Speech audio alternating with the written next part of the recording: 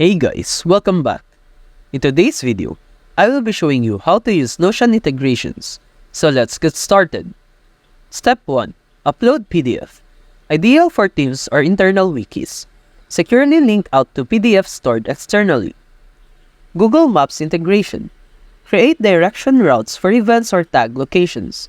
Currently undergoing fixes due to changes in the Google Maps API. Spotify play button. Tag playlists or personal favorites. Perfect for starting your day with favorite tunes. Embed YouTube videos. Useful for onboarding team members with instructional videos. Google Docs. Edit documents and files directly with Notion. Adjust window size and start editing seamlessly. Embed tweets. Ideal for journalists or sourcing tweets. Easily share tweets using the web clipper or mobile version. That's it for this video. If you have found this video helpful, simply leave a like below or subscribe because it helps me reach more people. See you soon!